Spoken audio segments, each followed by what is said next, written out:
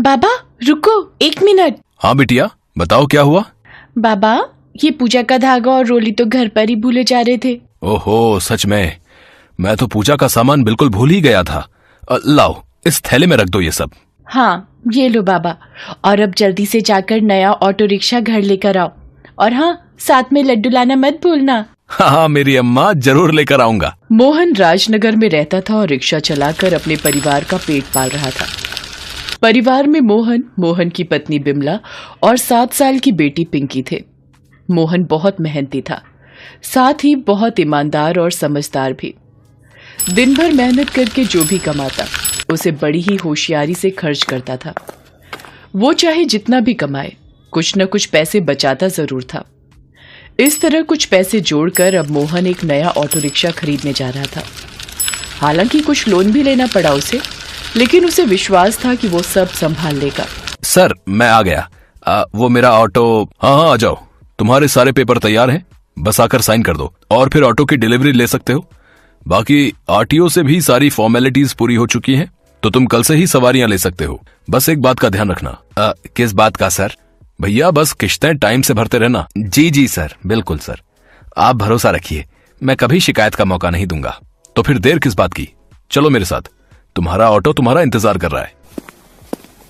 मोहन अपना नया ऑटो लेकर घर आ गया। वो बहुत खुश था। नया ऑटो देखकर पिंकी और बिमला भी बहुत खुश हुए। फिर रात के वक्त मोहन ने घर के बाहर ऑटो के पास ही अपनी खाट लगा ली। पिंकी भी वहीं पर आ गई और फिर दोनों काफी देर तक नए ऑटो को निहारते रहे। अगले दिन सुबह सुबह ही मोहन अपना ऑटो लेकर निकल पड़ा। शाम होते होते उसने करीब 700 रुपए कमा लिए थे। पहले तो पूरे दिन में बस 300 या बहुत ज्यादा हुए तो 400 रुपए ही बन पाते थे, लेकिन अब तो दिहाड़ी दुगनी हो जाएगी। अब घर चलता हूँ, लेकिन उससे पहले क्यों ना एक चाय पी लूं। ये सोचकर मोहन एक ढाबे पर पहुंचा और वहां उसने एक चाय ऑर्डर की। वो ढाबे के बाहर ही बैठ गया। उसकी नजरें अब भी अपने नए ऑटो पर ही टिकी थी। कुछ ही देर में ढाबे वाला चाय लेकर आ गया। लो भैया तुम्हारी चाय। लाओ भाई। अरे भैया ये ऑटो तुम्हारा ही है ना? इसे स्टार्ट ही छोड़ दिया क्या? हैं? क्या कह रहे हो? ऐसा कैसे? अरे ये कैसे? लेकिन ये स्टार्ट कैसे हुआ? चाबी तो मेरे पास है।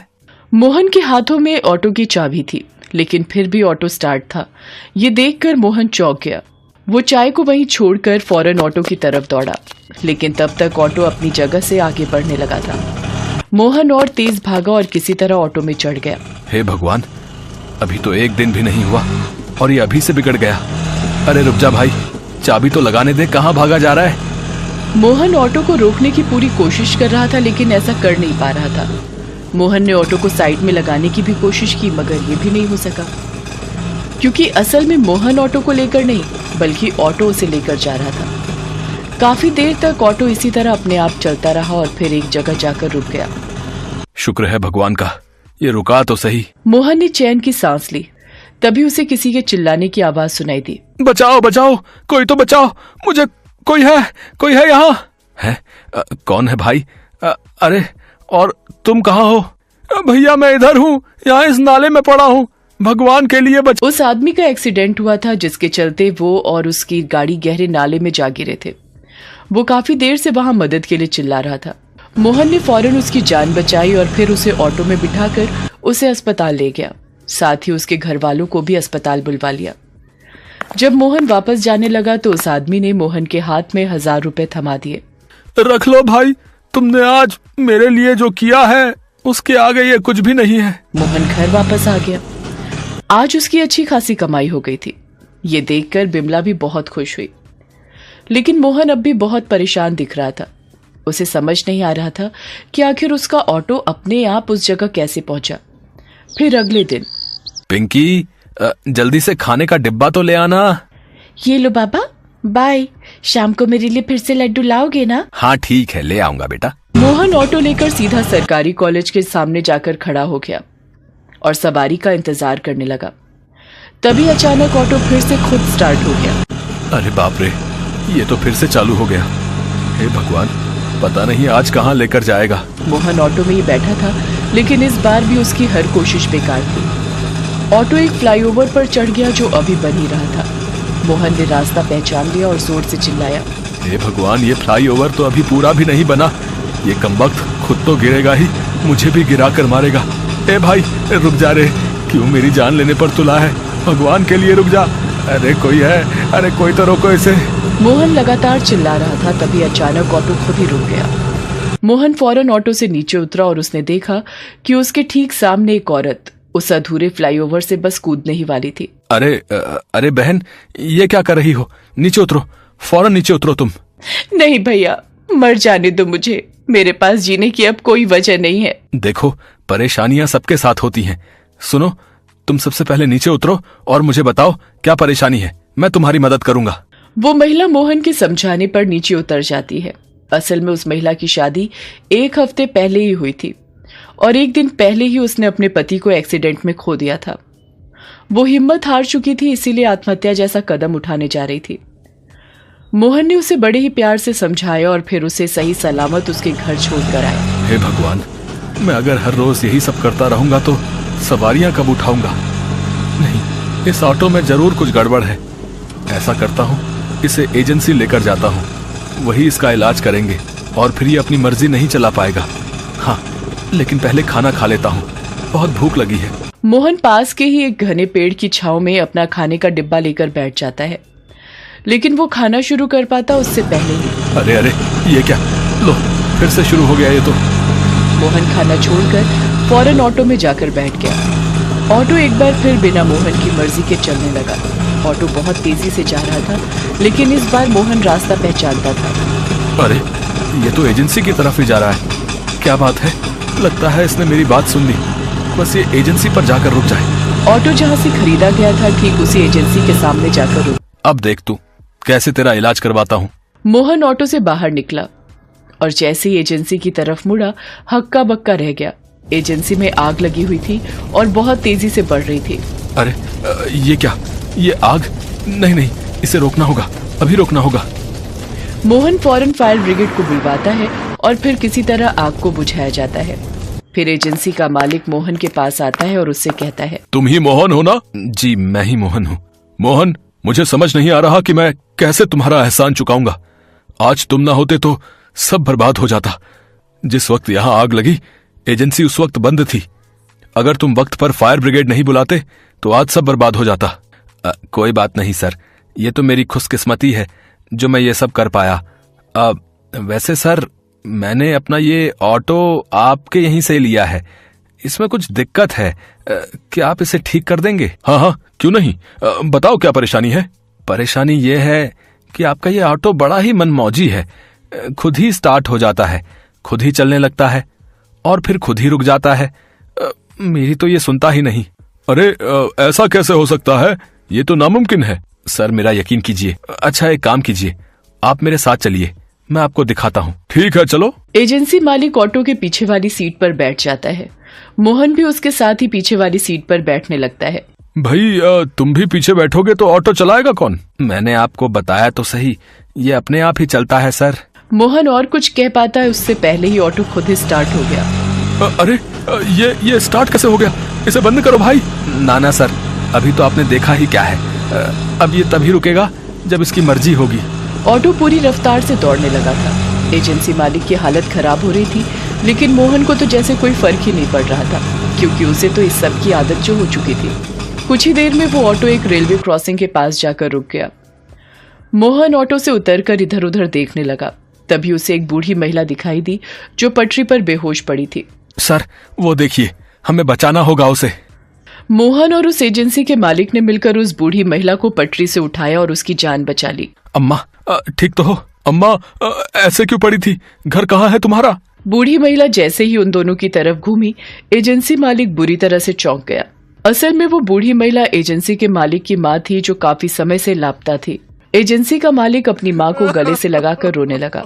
फिर उसने मोहन को सारी बात बताई और उससे बोला, एक ही दिन में तुमने 2 बार मेरी मदद की है। मैं तुम्हारा ये एहसान कभी नहीं चुका सकता, लेकिन हाँ, कुछ है जो मैं तुम्हारे लिए करना चाहता हूँ। आज से तुम ये ऑटो नहीं चलाओगे, अब तुम मेरी कार चलाओगे और इसके लिए मैं तुम्हें बहुत अच्छी तनख्वाह दूंगा। तुम्हारे ऑटो का लोन भी मैं माफ करवा दूंगा।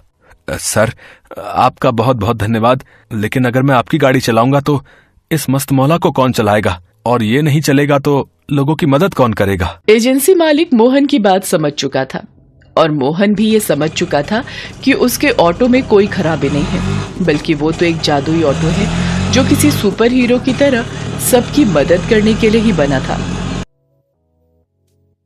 वाओ, ये लिपस्टिक कितनी सुंदर लग रही है मेरे फेस पर। और ये आई शेडो, ये भी अच्छा है। बच्चे ड्रेस, इसका कुछ करना पड़ेगा। अरे दीदी, ये क्या कर रही हो आप? इतनी सुंदर ड्रेस को क्यों फाड़ रही हो? चुप कर, ये मेरी ड्रेस है, मैं इसे फाड़ू या सिलूं मेरी मर्जी। तू अपना मुंह बंद रख। मेरे कमरे में झाड़ू पोछा करने आई है ना, तो चुपचाप वही कर और जा यहाँ से। झाड़ू पोछा तो मैंने सुबह ही कर दिया था दीदी, मैं उसके लिए नहीं आई। तो फिर क्यों आई है यहाँ? वो दीदी, कल कॉलेज में फ्रेशर पार्टी है, तो पार्टी के लिए क्या आप मेरा मेकअप कर दोगी? क्या कहा? मेकअप? उससे क्या होगा? तू काली कलूटी मेरे जैसी गोरी चिट्टी दिखने लगेगी क्या? और वैसे एक बात तो बता, तू पहनने वाली क्या है पार्टी में? वो माँ की एक साड़ी है मेरे पास, वही पहन लूंगी। सच में यार, तेरा कुछ नहीं हो सकता। एक तो ऐसी बकवास शक्ल, ऊपर से साड़ी। इससे अच्छा तो ये रहेगा कि तू फ्रेशर पार्टी में जा ही मत। ये तेरे लिए भी अच्छा रहेगा और मेरे लिए भी। इतना कहकर शैली कमरे से बाहर निकल गई। शैली और सोनी एक दूसरे की कजिन थी। सोनी शैली की बुआ की बेटी थी, जो पहले अपने पिता और फिर अपनी माँ शीला की मौत के बाद बिल्कुल अकेली पड़ गई थी। ऐसे में उसके मामा यानी शैली के पिता राजेंद्र ने सोनी को सहारा दिया और वो उसे अपने घर लेकर आ गए। उन्होंने सोनी का एडमिशन शैली के साथ उसी के कॉलेज में करवा दिया। लेकिन इस सब के बावजूद सोनी का अकेलापन अब भी दूर नहीं हो रहा था, क्योंकि वो अपनी मामी शालिनी और बहन शैली को फूटी आंख नहीं सुहाती थी। दरअसल सोनी का रंग थोड़ा दबा हुआ था, इस वजह से वो दोनों ही हमेशा उसका मजाक उड़ाया करती थी। मामी जी, मैंने नाश्ता बना दिया है, अब मैं जाऊं? क्यों, घर में बस नाश्ता ही बनाना होता है क्या? वो इतने सारे कपड़े पड़े हैं, उन्हें कब धोएगी? मामी जी, लेकिन मुझे तो कॉलेज जाना है। उफ, शक्ल से तो मनहूस है ही, ऊपर से एक नंबर की कामचोर भी है ये लड़की। वैसे आज तो कॉलेज में फ्रेशर पार्टी है ना, तो तू वहां जाकर क्या करेगी? चल जाकर कपड़े धो। क्यों मामी जी, मैं क्यों नहीं जा सकती फ्रेशर पार्टी में? शैली दीदी तो कितनी देर पहले ही चली गई, आपने उन्हें तो एक बार भी नहीं रोका। अच्छा, तो तू अब मेरी शैली की बराबरी करेगी? अरे उसके पैरों की जूती के बराबर भी नहीं है तू। जाके शक्ल देख अपनी आईने में। तुझे तो हमारा एहसान मानना चाहिए कि हम तुझे पाल रहे हैं, वरना तू तो किसी के सामने जाने के भी लायक नहीं है। अब अपनी औकात में रह और जाकर घर के सारे काम निपटा, समझी? ऐसा सोनी के साथ लगभग रोज ही होता था। कभी शैली तो कभी उसकी माँ शालिनी उसे उसके सांवले रंग रूप के लिए बातें सुनाने का एक भी मौका नहीं छोड़ते थे। इस सब से सोनी को बहुत रोना आता था, साथ ही उसे अपनी माँ की भी बहुत याद आती थी। माँ, तुम मुझे छोड़कर क्यों चली गई? तुमने तो मुझे कभी बदसूरत नहीं कहा, बल्कि मैं तो तुम्हारी परी बेटी थी ना, और तुम तो इतनी गोरी भी थी। फिर मैं ऐसी क्यों हूँ माँ, क्यों हूँ मैं ऐसी? सोनी अपनी माँ की फोटो को गले लगाकर जोर जोर से रोने लगती है। तभी उसे एहसास होता है कि उस फोटो का फोटो फ्रेम कुछ टूट सा रहा था। सोनी उसे ठीक करने की कोशिश करती है, लेकिन वो ठीक होने के बजाय 2 हिस्सों में टूट जाता है। सोनी ये देखकर चौंक जाती है कि उस फोटो फ्रेम के अंदर एक चाबी थी। अरे ये चाबी, ये किस ताले की चाबी है और ये माँ की फोटो के अंदर कैसे आई? तभी अचानक उसे कुछ याद आता है। अरे कहीं ये चाबी उस ताले की तो नहीं? सोनी फौरन वहां से उठकर अपनी माँ के पुराने संदूक के पास जाती है और उसे खोलती है। उस संदूक में सोनी ने अपनी माँ की चीजें संभाल कर रखी हुई थी। उस सामान में एक बॉक्स भी था जिस पर ताला लगा हुआ था। सोनी ने अपनी माँ के जीते जी वो बॉक्स कभी घर में नहीं देखा, लेकिन जब उसकी माँ की मौत हुई तो वो बॉक्स उसकी माँ के सामान से ही मिला। हालांकि उस वक्त सोनी उस बॉक्स पर लगे ताले की वजह से उसे खोल नहीं पाई, लेकिन अब उसके पास एक चाबी थी। सोनी फौरन उस चाबी से उस बॉक्स के ताले को खोलने की कोशिश करती है। अरे ये ताला तो खुल गया, लेकिन माँ ने इस चाबी को इतना छिपाकर क्यों रखा था? जरूर इसमें कोई खास चीज है। सोनी उस बॉक्स को खोलकर देखती है तो उसमें एक लाल मखमल के कपड़े में लिपटी हुई एक फेस क्रीम रखी हुई थी। ये तो वही फेस क्रीम है जो माँ हर रोज अपने चेहरे पर लगाया करती थी, पर माँ ने इसे इस बॉक्स में क्यों रखा, वो भी ताला लगाकर? सोनी उस बॉक्स को अच्छे से अलट पलट कर देखती है तो उस बॉक्स में से एक कागज भी निकलता है। वो एक चिट्ठी थी जिसे सोनी की माँ ने उसके लिए लिखा था। सोनी उसे खोलकर पढ़ना शुरू करती है। सोनी मेरी बच्ची, इस चिट्ठी के साथ जो फेस क्रीम तुम्हें मिली है ये कोई साधारण क्रीम नहीं है। बल्कि ये एक जादुई क्रीम है। तुम हमेशा मुझसे एक ही सवाल पूछती हो कि जब मैं इतनी गोरी हूं तो तुम सांवली कैसे। बेटा, आज मैं तुम्हें एक बहुत बड़ी सच्चाई बताने जा रही हूँ। सच तो ये है कि मैं भी तुम्हारी तरह ही बचपन से सांवली थी। मुझे कहीं जाना अच्छा नहीं लगता था क्योंकि सभी लोग मेरे सांवलेपन का मजाक उड़ाया करते थे। मैं सारा दिन अपने घर में ही बंद रहा करती थी। लेकिन फिर एक दिन मुझे ये जादुई फेस क्रीम मिली। इसे लगाते ही मेरा रंग रूप ऐसा बदला कि मेरी जिंदगी बदल गई। अब तुम भी बड़ी हो रही हो। मैं अब ये जादुई क्रीम तुम्हें देना चाहती हूँ। लेकिन इसके साथ ही एक बात और है जो तुम्हें जान लेनी चाहिए। सोनी की माँ उसे और क्या बताना चाहती थी ये सोनी नहीं जान सकी, क्योंकि इसके आगे चिट्ठी का कागज फटा हुआ था। अब क्या करूं? पता नहीं माँ मुझे क्या बताना चाहती थी। वो सब बाद में सोचूंगी। फिलहाल तो ये देखना चाहिए कि क्या सच में ये एक जादुई फेस क्रीम है। सोनी उस क्रीम को लेकर आईने के सामने जाती है और फिर थोड़ी सी क्रीम निकालकर उसे अपने चेहरे पर अच्छे से मलती है। इसके तुरंत बाद सोनी के आसपास कुछ चमक सी उठती है, जिसकी वजह से सोनी की आंखें बंद हो जाती हैं और फिर ये मैं हूँ? क्या सच में ये मैं ही हूँ? ये तो कमाल हो गया। ये तो सच में एक जादुई फेस क्रीम है। सोनी का चेहरा पूरी तरह से बदल चुका था। उसका चेहरा एकदम साफ और रंगत गोरी हो गई थी। इतना ही नहीं, उसके चेहरे पर खुद ब खुद ही हल्का मेकअप भी हो गया था। सोनी ने ध्यान दिया कि उस जादुई फेस क्रीम को लगाने के बाद वो बिल्कुल वैसी ही दिख रही थी जैसी कि वो हमेशा से दिखना चाहती थी। सोनी बहुत खुश थी। सुंदर दिखने की उसकी इच्छा आखिरकार पूरी हो गई थी। वो फौरन अपनी माँ की साड़ी पहनकर तैयार हुई और अपने कॉलेज की फ्रेशर पार्टी में पहुंच गई। पार्टी में अब तक सिर्फ शैली की ही चर्चा हो रही थी, लेकिन सोनी के वहां आते ही सबकी नजरें सोनी पर ही जा टिकी। रोहन, कहाँ जा रहे हो? चलो ना डांस करते हैं। नहीं, मेरा मतलब है अभी नहीं, थोड़ी देर में करते ना। इतना कहकर शैली का अच्छा दोस्त रोहन वहाँ से चला जाता है और सीधा सोनी के पास जाकर उसे डांस के लिए पूछता है।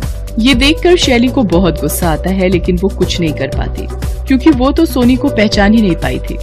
दूसरी तरफ सोनी को पहली बार कहीं इतनी अहमियत मिल रही थी।